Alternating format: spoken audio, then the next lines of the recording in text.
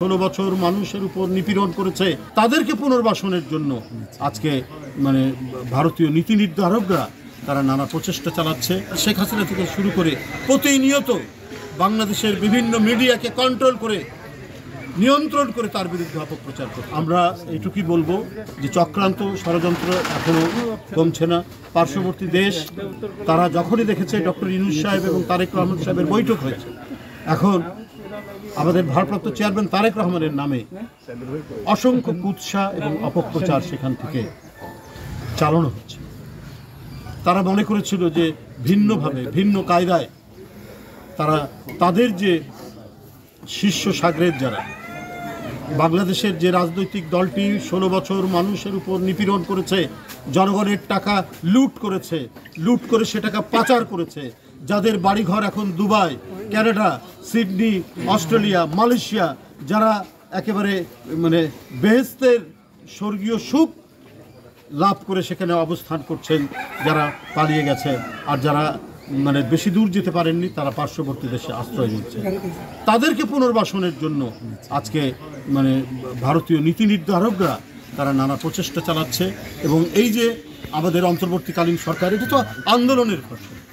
16 বছরের নিরন্তর আন্দোলন এবং জুলাই আগস্টের যে রক্ত ঝরা আন্দোলনের মধ্যে দিয়ে শেখ হাসিনার পতন হয়েছে, এই পতনটাকে তারা সহ্য করতে পারছে।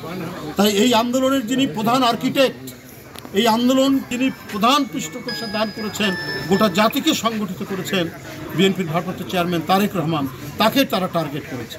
বছর ধরে তাকে টার্গেট করে রেখেছিল, নানা কুৎসা দিয়েছে। তাদের এখানকার যে শিখণ্ডী, তাদের এখানকার যে চেলা চমুন্ডরা আপনার শেখ হাসিনা থেকে শুরু করে প্রতিনিয়ত বাংলাদেশের বিভিন্ন মিডিয়াকে কন্ট্রোল করে নিয়ন্ত্রণ করে তার বিরুদ্ধে অপপ্রচার করত। এখন তারা সেখানে পালিয়ে গিয়ে তাদের যারা মেন্টর, তাদের যারা গুরু, তাদেরকে দিয়ে আমাদের চেয়ারম্যানের বিরুদ্ধে অপপ্রচার।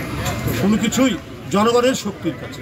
18 কোটি দেশের মানুষ এখানে, পৃথিবীর যত বড়ই শক্তিধর দেশ হোক, তারা যদি মনে করে এদেরকে আমরা নিয়ন্ত্রণে রাখবো, বসে রাখবো, এদেরকে আমরা দমিয়ে রাখবো, এদের উপর আমরা মাতবরি করবো, এদেশের মানুষ সেটা কোনোদিনই সহ্য করেনি, এখনও সহ্য করবে না।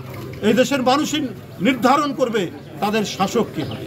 তারাই ভোট দিয়ে ঠিক করবে কোন দলকে তারা নির্বাচন করবে, তারাই দেশ শাসন করবে। এই জন্যই আমাদের 16 বছরের নিরবচ্ছিন্ন আন্দোলন সংগ্রাম আমরা করে গেছি।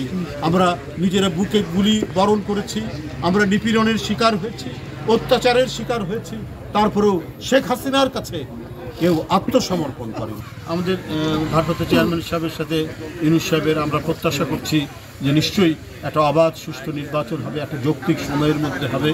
আমরা মনে করি সেই যৌক্তিক সময় আমরা দলের পক্ষ থেকে এবং যারা এই আন্দোলন সংগ্রামে ছিলেন, আরও অনেক দল যে দাবি করেছে, সেই দাবির পরিপ্রেক্ষিতে আমার মনে হয় আমরাও যে একেবারে কালকেই দিতে হবে সেটা বলিনি, আমরা বলেছি একটা যৌক্তিক সময়ের মধ্যে, ডিসেম্বরের কথা আমরা বলেছি।